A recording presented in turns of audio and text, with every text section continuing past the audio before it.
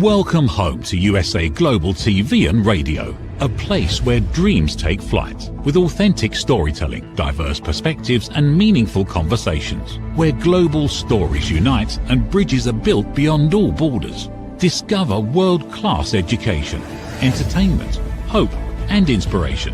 Together, we're building bridges worldwide. Subscribe to our channel, USA Global TV. Download our app, USA Global TV. Be our guest or join our team. Visit usaglobaltv.com. Thanks to our founder and executive producer, Dr. Jacqueline Kerbeck. Music score by Yeffy Tang from Cloud Road Music. Voiceover artist Mike Porter. Creative direction by Paul Garcia. USA Global TV and Radio, your home for global connection. All rights reserved. This video and its contents are the exclusive property of USA Global TV and Radio. Unauthorized use, duplication or redistribution in any form is strictly prohibited.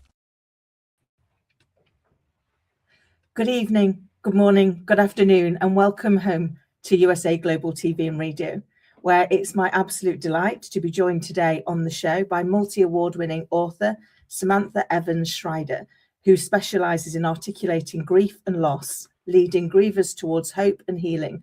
Her 20 plus years of leadership experience and contribution to over 30 books enable her to serve others, speaking truth with transparency, humor, and love. Welcome. Me on this. Thank you, Kim, so much for having me on the show today. How are you doing? I'm doing really well, Sam, and I'm so looking forward to this conversation because it's such a tricky topic, isn't it, grief? It's one of the things that we all have. We all have those moments where we experience it, but we don't always know how to talk about it, and we don't always know how to help people through it, do we? No, not at all. And I think before I experienced different types of grief, I didn't understand what people were going through. So experiencing my own grief absolutely helped me to understand how to talk to other people and how to relate to them.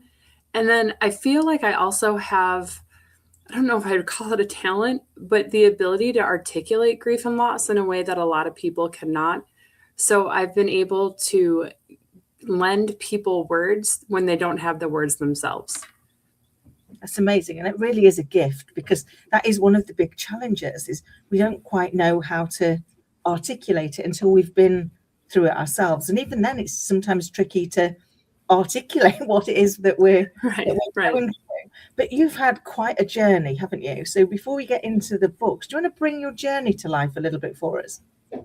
Yeah, absolutely. And my ring light is distracting me a little bit, so I might end up taking my glasses off. I'm trying to duck down. Yeah, that's too much. I'm just gonna. I know where the computer is, or the screen, the camera. It'll be great. Sorry. Yeah. So my journey with grief. I experienced some different types of grief. I lost a friend in Iraq who was killed in a helicopter accident. He was a friend that I'd grown up with, and we went to church together as kids. So his death came really hard to me. I experienced the loss of grandparents, but I think the most impactful loss at first happened when I experienced back-to-back miscarriages at the beginning of my marriage. I had no idea that pregnancy ended in miscarriage at all. And I mean, I knew the word, I knew the vocabulary word miscarriage, but it was this foreign concept. And all I knew is that people got pregnant and then they had babies. That was it. That was how it worked. So when I experienced my first miscarriage, it came as a huge shock to me. And I was like, why don't other women talk about this? Why is no one talking about this huge loss? How do they not talk about it, right? Because it's a big deal. And I went online to look for books about infant loss. And I saw a lot of things that were saying 15 years ago I had a miscarriage, 10 years ago I had a miscarriage. Selfishly, I wanted someone to go through it with me. I felt like 15 years out, 10 years out, women would have known how their stories ended. They would have known whether or not they had kids. They would have been able to overcome their grief a little bit, and possibly even their view of the miscarriages 10 or 15 years prior would have been diluted in some ways. So I started writing a book. I had been journaling, and I turned my journal into love letters to miscarriage moms, which was written in the midst of my grief so that other moms would not be alone in theirs. And I invited other friends to collaborate with me and share their stories. So the book has input from over 40 moms and dads about different types of infant loss, stillbirth, early infant loss, infertility, adoption, things like that. So it's been a really powerful tool to help other women and other families go through their own infant loss. Amazing. And I know from my own experience that nothing quite prepares you for it. Nothing quite prepares you for that moment when the pregnancy doesn't end with the child. And you're right, we don't talk about it. It's not spoken about. And in that moment, you are. Well, I think for me, I was bereft, and I didn't quite know what to do or where to go with that. And I had such harsh self-judgment on myself and what I believed I'd done wrong, even though I'd done nothing wrong. Everyone does. I did the same thing, right? I mean, I was like, maybe that box was too heavy. Maybe I worked out too hard. Maybe I ate the wrong thing. And I absolutely blame myself or looked for ways to blame myself. Yeah, I think that's absolutely normal. Yeah. But at the time, you kind of know that now, having spoken to other people that have gone through it. But at the time, you were kind of like stuck in that loss, in that just not knowing how to really deal with it, and feeling so very guilty for everybody else that was involved, for the father, for the grandparents, and everybody else, because it was my body that failed. It was my body that didn't do what it was supposed to do, and that isn't the case, but it's what you tell yourself, isn't it, in those moments? Yeah. And I was embarrassed because I'd announced it to friends and family and posted the pregnancy announcement on Facebook and social media. And so I felt like not just friends and family, but I felt like I was letting followers down. Like, just kidding, there's no baby. And I say that tritely, but I don't mean it tritely. I was so embarrassed and ashamed of failing. I felt like I failed in pregnancy, which is not the case. 1 in 4 pregnancies ends in miscarriage. It is so common. And I don't think people realize how miraculous it is for a baby to be born. Like, many pregnancies end in miscarriage or infant loss. It's sad. You there's so many, and yet at the time it feels so unique. Yeah, isolating was the word. Yeah, lonely. Telling myself, like, teenagers are able to do this, and you're a grown woman and you haven't managed it. I used some awful things to myself. I was really horrible in how I treated myself. It wasn't until years later, when I had my little girl, that I was able to look back with some compassion on the poor woman that was me that went through that, and how awful I'd been to her. Yeah. So that was a huge deal for me. And I learned a lot from that experience. Honestly, so I wrote the book, and then I shied away from telling people about the book because I didn't want to talk about it. I was proud of the story. I had tons of reviews and people on Amazon saying, "Oh my gosh, thank you for this book. It feels like a friend in my infant loss." But I also had close friends sending me links about terrible stories about miscarriage and infant loss, like horrific stories. Like, I would be interested in reading them. And I was still processing my own grief. So I really didn't want that identity of being the miscarriage woman, because like it was depressing. And I didn't want to tell people I was an author, because the next question is, "Oh, what's the book that you wrote?" "Oh, I wrote a book about miscarriage." And the whole conversation just plummets, and like, no one wants to talk. Oh, you wrote a book about miscarriage. Okay. Like, you just end the conversation with that. So I avoided my call to like step into that grief and step into that ministry for a long time because of that. Yeah. And it's hard, isn't it, to become solely looked at in that one area, because much more to who you are and what you bring to the world. I mean, it's one of just over 30 books that you've contributed towards, and that's not to dismiss what it is, because it's amazing and such an invaluable resource for when you're going through something like that and you do feel so alone and so unable to. But what moved you into owning that authorship and making it part of how you serve? It helped a lot that I was able to write more books. So the next book series I wrote after that was a co-authored devotional series, an adventure devotional series.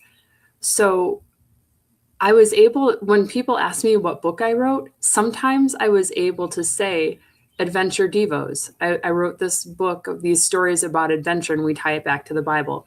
And it was nice to not have to be the miscarriage person all the time. But then it gave me permission to be the miscarriage person when I needed to be. When I came across a woman who was struggling with her own grief, I understood what she was going through. I was able to say, hey, I get it. I've been there. You're not alone.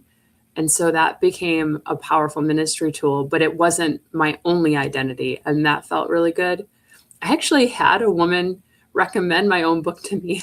When she heard I had a miscarriage, she's like, oh my gosh, I just read this amazing book called Love Letters to Miscarriage Moms. And I was like, I've read it a couple times. Did you ever tell her you wrote it? I did. I was like, actually, yeah, that was really funny. It was one of my daughter's teachers. So it was really sweet. But amazing to be able to see that the impact that you'd had actually being passed on, albeit all the way back round to you. Yeah, it was one of the greatest compliments I think an author can receive, to have their own book recommended to them. So absolutely. I mean, that's amazing. So what are you working? What's been your latest book? What are you working on now? That one's a doozy. That one, my late husband, that's the start of the sentence. My late husband died in 2019, and he had a cancer diagnosis that we found through a drunk driving accident. So in 2017, he got in a drunk driving accident. He was a pastor, so it was a scandalous front page news situation.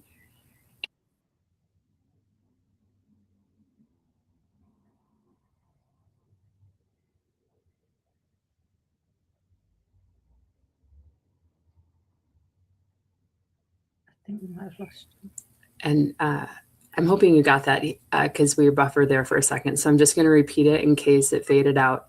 He said, Sam, what are the chances that I'd be married to an author whose best work comes from wounds? I want you to interview me, and I want you to write my story. Wow. So I interviewed him. I have 6 hours of audio, and it took me 7 years to write this book. I compare it a lot to Harry Potter and a Horcrux.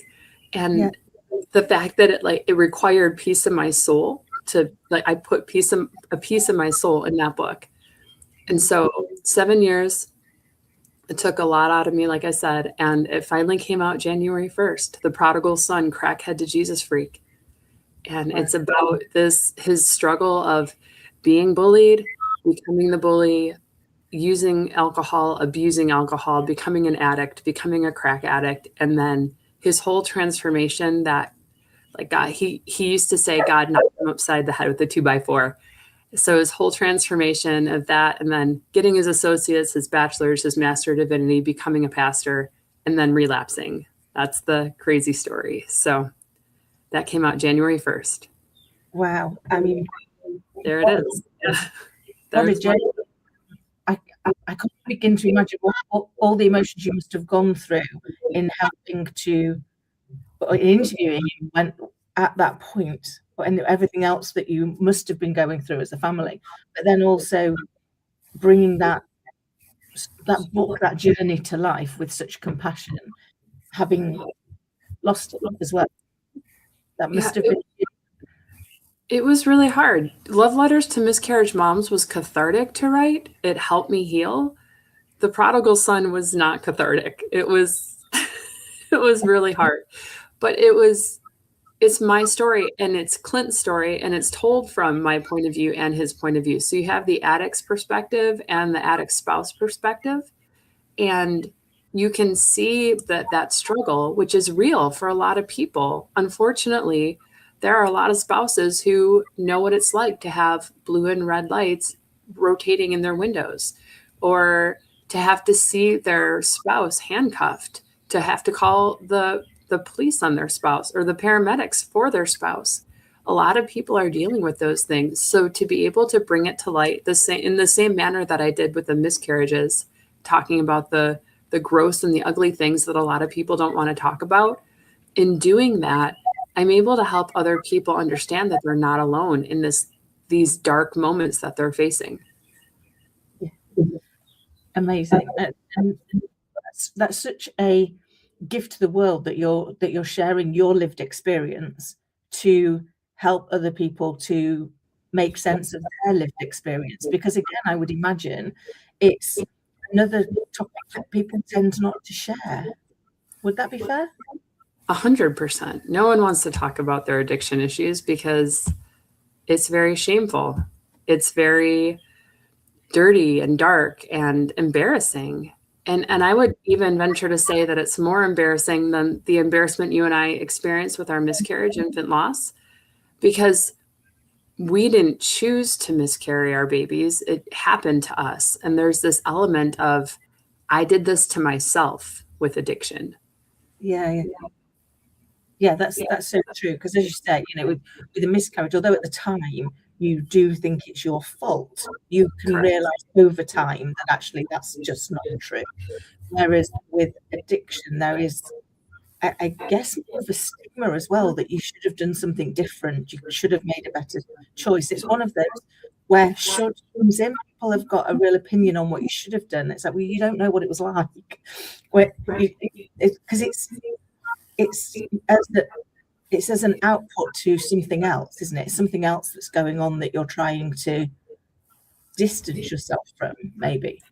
A lot of times that's why people start using, is to get away from a hard life or hard memories. People drink for that reason. What I've learned about addiction is that the drug of choice, which could be alcohol, could be anything, chooses the addict. Before I met my late husband, I was very judgmental of addicts. Like, well, if he just stopped spending his money on drugs and went to school, he could have a better life. She should blah, blah, blah, like clean up her life and spend more time with her kids. What I've learned is that the addiction and the drug takes over the thought process for the addict. They no longer think for themselves. They no longer choose for themselves. The drug chooses for them. They become a husk that is trying to get high. And the high, we need oxygen to breathe. For an addict, they need that high to breathe. It becomes so crucial for them to get high because they physically need it. And so that's why when you hear about people trying to get clean and sober up, and they go through those heavy withdrawal symptoms of shaking and sweating, and sometimes it can be life endangering to try to do that on your own, because it's incredibly dangerous because your whole body becomes dependent on the drug. So then you can't just quit cold turkey. It actually becomes physically dangerous to do so. Wow. That must be really hard to watch the person that you love go through that and not be able to get them to stop. But you can't do anything about it. I wrote prayers against addiction for families or friends that have someone who's addicted and they want to pray for them. And there are a lot of prayer books out there for addicts, praying for your prodigal, and they pray for peace and hope and guidance. Those are not bad. Prayers against addiction, I subtitled it, Praying for Your Addict Where the Needle Pierces Skin. I wanted it to be prayers for the addict in the moments that the addicts face. And my late husband was not the only addict I interviewed for another job. Those contributions to those books, a lot of those were chapters I wrote that were testimonies of addicts. So I was interviewing an addict and then writing his or her story from first person. So I've gotten a lot of perspective from different addicts and things that they face and they go through. So Prayers Against Addiction, I invited several addicts to write with me. And yeah, those are the books that I contributed to. A lot of them have stories about addiction in there. And some of them are out of print at this point, but it helped me to grow as an author and to understand Clint's story too, because then when he was telling me things, I wasn't hearing it for the first time. When he was talking to me about withdrawal, I'd heard that from other people by then. And so this prayer book, I invited a former heroin addict to write it with me, a former alcoholic, the child of an addict. I wrote some prayers as the spouse of an addict. And then there's one more man who had addiction in his family. So these prayers are written by people who've experienced infant loss. I don't know why Amazon won't put a silly icon on there, but that is the book. The image is a man, it's black and white, and it's a man praying, like sitting and kneeling with his hands against his forehead. But so Prayers Against Addiction, the left side of the page is, it's backwards with the camera. The left side of the page is the prayer that we write and the Bible verse and the theme, when an addict burns bridges, when an addict is trying to get sober, when an addict has suicidal thoughts, those type of things. And we pray in these specific themes. And then beside it, there are lines for the person who purchased the book to write a specific prayer for their own addict, for their own prodigal that they're praying for. And then there's space at the bottom that says evidence of the answer. Like, we forget a lot of times that God can answer those prayers. And so you want to write the evidence of the answer so that you can remain hopeful in your addict's journey. Wow. I mean, that's just beautiful and so inclusive, because I think one of the things that strikes me about your book is that you're inviting people to use them to make sense of their own journey and still live their own journey, whether they're the spouse of somebody, or whether they're the addict, whether they're a family member, but giving them that opportunity to learn from it and then make it their own is so empowering. That's one of the things I would imagine. I've not been in that situation. One of the things that I would imagine if I had a loved one with an addiction, or if I had an addiction, is that loss of power, that loss of hope almost in the moment. That feels like that would be a very strong emotion. Would that be fair? Yeah. And then part of the journal was because of what I've learned from grief. Sometimes we are grieving so acutely that we don't have those words ourselves. So sometimes we need to just read something that someone else says, or we just need to know that someone else is going through it. So having those prayers there from other former addicts helps us to understand, okay, we're not alone. These people have overcome addiction and they're with me. They're in this with me. They've been there. And so that's really encouraging. And then there are other times in grief where you have so many thoughts in your head that if you don't get them out, you're going to go crazy. So that's where the blank pages come in with the lines, and you can write your own prayer and work out your own thoughts for the prodigal that you're praying for. Amazing. It's so well thought out as a concept and as a book, to allow people to work through whatever stage they're at in that grief. Because as you say, in those moments, we have lots of thoughts, but we can't necessarily turn them into something that's tangible. But when you read somebody else's, you go, yeah, that's it. That's what I mean. That's what. Yes. Well, and I wrote Until the Day We Meet Again, a miscarriage journal, which isn't specifically for miscarriage, but again, I thought through it as a griever. Like, you and I have both experienced the grief of miscarriage. When I have opened journals and there is a prompt at the top that says, okay, write about this, right? And then you have 3 specific pages or 2 specific pages to write about that prompt. Well, what if I don't feel like writing about that prompt? Or what if I have 6 pages to write about with that prompt? You run out of room. So one of the things I did with my journal was I just listed all the prompts at the beginning of the book. I am 25 things I'm grateful for. I am struggling with my infant loss today because I am jealous of this family today, because things that I need to, like questions I have about infant loss that I can ask someone else, indicators that I might need a counselor. So there are all sorts of different prompts. And then there's a journal, like you just write an index for yourself. This is the journal prompt, the date, the page number. And then if you flip through the journal, it just says prompt and date at the top. So you can write your own prompt and your own date, and you can write as many pages as you need to write for as long as you need to write. And then you don't need to write about the thing that the book is telling you to write about. You're writing your own story. You're working through it the way that you need to in the time that you need to. So that I was actually really proud of that story structure, that journal structure. Yeah, that's really often journals are too, for me, they're too prescriptive. I'm like, but that's not where my brain's going today, or where it's heading to. So they're useful because they give you some of those prompts that get you thinking.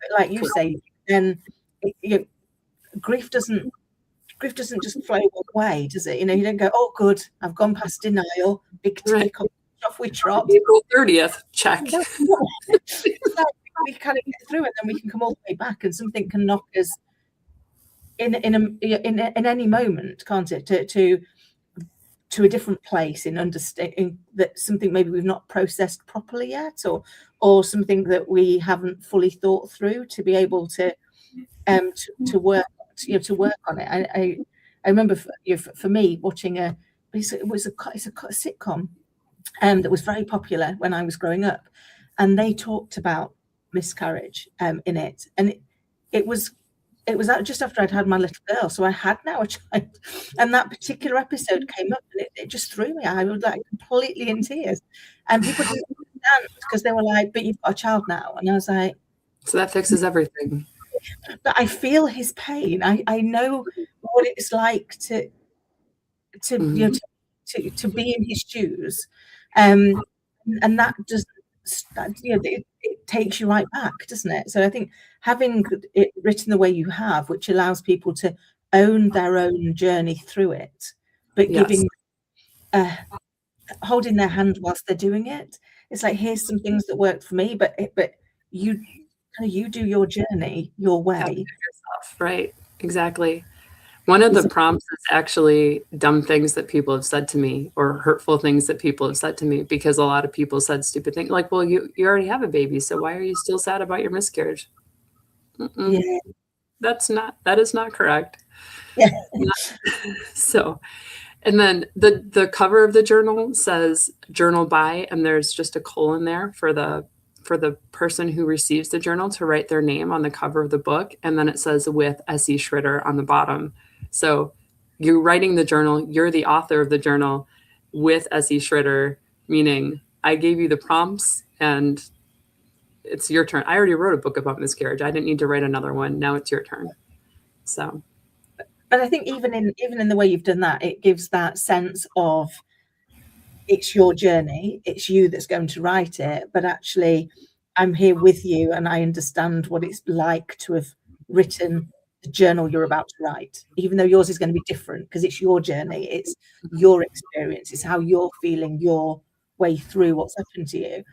But it's that reminder that there's hope and there's a way through, and there's people that have gone through it and survived. Because I think that's when we're in those moments of grief and we're in those moments of loss, what we really want is to be heard, and we also want hope, because it can feel so hopeless, can't it?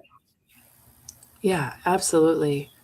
And that's what I wanted to share with people. I don't consider myself an expert, like a grief expert, which maybe I am, but I don't consider myself a grief expert. I consider myself an expert griever. And so I've been through it. I know what it feels like. And I know that everyone's grief is individual and different. And I know that we all have similar pain when we're grieving. So being able to lend hope of, I've been through it. I made it to the other side. And a lot of times when I'll sign the inside of a journal like that, like Until the Day We Meet Again or Love Letters to Miscarriage Moms, I'll say things like, I want you to know that the pain gets easier. I've been there. Hang in there. You're going to be okay. Because people need that hope. They need to know that even though it's incredibly painful and dark, there's hope and there's light on the other side of it.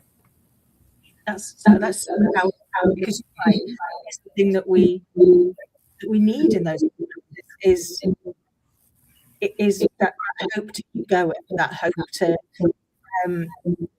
take the next step, whether that's somebody grieving of a miscarriage or loss, or whether that's somebody we're grieving in life in general. You mentioned about having previously lost grandparents, your husband. There's so many moments in life where grief comes in to our life, doesn't it? And right. each one is different.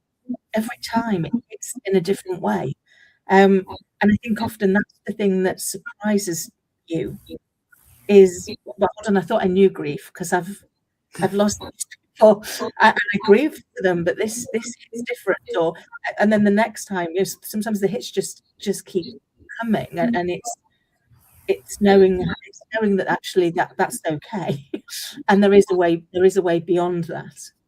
And I think the whole series that you're doing helps bring that to life. And I love that the definition of not being an expert on grief, but being an expert griever, is amazing, because that is, you're doing it from a sense of having been there, having been in it, and coming through, and having to keep going back through it. But if we look at your journey, having then lost your husband, and that it's that ongoing piece that says it gets easier, but there is always a chance that there's going to be more coming of a different kind, because we can't live a life without grief, because that would mean we live a life without love. Correct. Right. And it's sad for me because I know there are people that stay in their grief for whatever reason. They cannot move forward out of grief. And that breaks my heart. Grief is hard. Grief is hard to overcome. I feel like I had to intentionally take steps to overcome the loss. One of those steps was allowing myself to be sad, allowing myself to feel those feelings. And then another thing was coming up with the thoughts of grief and, okay, what do I need to work on today? What do I need to do to feel successful today? And sometimes it was as simple as showering. Like after my late husband died, I felt I had lived a successful day if I had showered or remembered to brush my teeth. So it takes intentionality in order to overcome that grief. And my heart just breaks for people who remain stuck there. Like, please, please, please try to see the joy and the hope in life, because life is hard. Life is really hard. And unfortunately, death is part of life. Yeah. I think that surprises some people more than others. Yeah, maybe. I think it is. It's kind of, even though we know it's coming. I wrote a book for my little girl, actually, to help. She was at the time that we lost my dad, her granddad, and trying to help a little one come to terms with what it means, and the fact that love never really leaves us. It just changes shape, because we can still get back to the people when we think about, what would they say to me right now? What would what were those memories that we've got, so that you can realize that it's not the end. It's just a different space right now. But I personally found it quite therapeutic being able to manage it through in a way that is, how do you deal with those emotions when they hit? And they do, they do hit, and being able to still think about the person, because very often we stop, don't we? People don't, I remember my friend lost her mum many years ago, and her partner at the time said to me, she cries every day and she cries because of you. And I was devastated because, oh my goodness, I didn't mean to make it worse. And when I talked to her about it, she was like, you're the only person that reminds me of things that she did. Whenever you talk to me, it'll be something else that poor woman, bless her, would have the patience of a saint. I mean, we used to drive her mad, I'm sure. And she would remain like so calm throughout it all. And I would remind my friend of things that reminded me of her mum, that would make me smile, that would be, do you remember when no matter how much noise we made, she would just calmly carry on making dinner and ignore us, shout at us, and just say something like everything. And she said, actually, I cried because she brought her back to me every day, because people didn't. They stopped talking about it. Just don't mention in case that sets somebody off. And actually, that can be a really hard part of grief as well, can't it? That you can't talk about it. Yeah. So I went to this health and wellness expo yesterday. I had a table there, and it was for our Simpsonville Chamber of Commerce. I went up to get coffee, and the woman in charge, the director of the Simpsonville Chamber of Commerce, said, this woman just came up to me and she was in tears. And she said, oh my gosh, this expo was so amazing. It was so healing. Thank you so much. And the director looked at me and she's like, is that your fault? And I was like, yes. Yes, it is. I have made several people cry today. Thank you very much. And I don't know. They came up to my booth and they were talking to me, and they told me they were widows. I met like 4 widows yesterday, I think, and I was able to say, this is the story of my late husband, and I showed them the prodigal son, and it brought them to tears. But then this one woman, she was working out, and she talked about how she was trying to work out to try to stay healthy after her husband's death. And I said, I did the same thing. And can I tell you a funny story? And she said, yes. And she had this weird look on her face, like, how are you going to tell me a funny story about being a widow and working out? But you have to be able to laugh. And like you said with your friend, enjoy the moments that were good, right? You have to be able to do that, because laughter and joy are part of the healing process. And so I said, well, I used to miss my husband a lot, like I couldn't breathe. And I took this Zumba class, like dancing to Latin music, and I felt really uncoordinated every time I took the Zumba class. But one day I pictured my late husband and Jesus dancing in Zumba with me. They were laughing like idiots, and they had no idea what they were doing, but all 3 of us were in there dancing together, and it was hilarious. And then after that, I started looking forward to Zumba. So Zumba helped me heal, because I had this hilarious image in my head every time I went to the class. Oh, Sam, I love that. Oh, that's such a great story, because I always say to my little girls, sometimes you've just got to embrace our inner weirdo and that dance like nobody's watching. 100%. Those moments kind of, they remind you that joy is allowed still, that it's not to be unjoyous always. And bringing them into it now gives you a place to go and spend time with them, because you've got that image, I'm sure, every time you go and do something.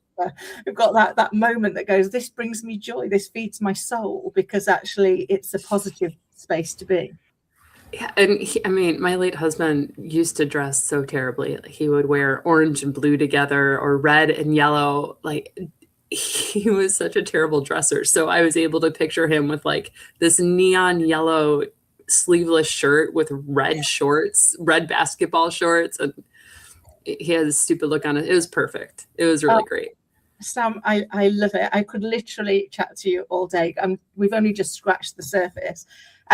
But I'm conscious that we're coming to the end of time and we go straight into a different show.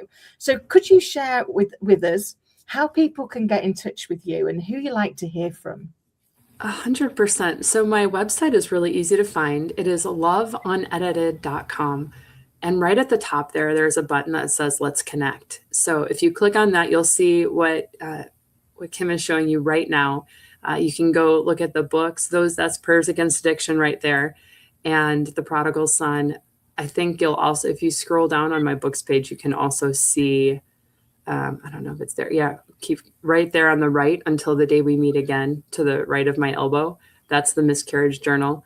And so you can connect with my books that way. I would love to connect with you on TikTok or X or Instagram, YouTube. I'm on all the things. So I would love to see you guys there. That would be really great. Wow, amazing. Sam, it's been an absolute delight. Thank you so very much for coming on and sharing your journey, sharing your lived experience, and sharing your love for helping other people when they're in tough times. So thank you. Thank you so much, Kim. And to everybody listening and watching, I hope you found today's episode to be as thought-provoking, insightful, and calming as I did. And until next time, take care. My Tummy Hurts by Dr. Jacqueline Kerbeck. Meet Jackie. She loves recess, running with friends, and laughing on the playground. At school, Jackie tries to play like she always does, but suddenly the pain comes back. Lately, something feels different and her tummy hurts, sometimes a little and sometimes a lot. With the help of a caring teacher, a nurse, her mom, and a kind doctor, Jackie begins to understand what her body is trying to tell her. Sometimes tummy pain is more than a simple bellyache. Some children live with conditions like ulcerative colitis or Crohn's disease. Jackie listens to her body. She asks for help. She knows she's not alone. And Jackie finds her way back to running, laughing, and being herself. My Tummy Hurts, a kid's guide to bellyaches and bathroom troubles by Dr. Jacqueline Kerbeck, available on Amazon and in fine bookstores around the world. USA Global TV and Radio proudly presents Tracy Cram Perkins, a dementia caregiving survivor teaching how to balance care with peace of mind. #1 resource for dementia caregivers. It's the book Dementia Home Care: How to Prepare Before, During, and After. Over 17,000 copies sold of this must-have guide. And now a testimonial from Tracy Smith. If I was to describe this book to someone who is going through a similar situation, I would underscore how important it is to have some sort of a tool or a guidebook to help you through certain stages. And there's so many, it's such an unknown topic to the average person. And to have this as a reference is essential. It's going to help you get through it personally, as well as help your loved one manage. To learn more, go to TracyCramPerkins.com. Tracy Cram Perkins is an award-winning author. She's also the host of Dementia Home Care television show. Watch it here on USA Global TV and Radio. Thank you, viewers and listeners of USA Global TV and Radio, for joining us today. We're honoured to have your time and attention as part of our global community. At USA Global TV and Radio, we believe in the power of authentic conversations, meaningful connections, and creating a world of possibilities together. Want to be part of something bigger? Join our team of elevated listeners at usaglobaltv.com, a space where your voice matters and your ability to listen transforms relationships. Stay connected with us across all our platforms for thought-provoking discussions, expert insights, and empowering stories. Subscribe to our channels at youtube.com/c/USA Global TV. Follow us on social media and explore the endless opportunities we're creating for growth, learning, and inspiration. Together, we're not just broadcasting, we're building bridges and changing lives one conversation at a time. For inquiries, contact us at info@usaglobaltv.com. Produced by Executive Producer and Director Dr. Jacqueline Kerbeck. Voiceover by Mike Porter. Creative direction by Paul Garcia. All rights reserved. Visit usaglobaltv.com to view our full terms and conditions.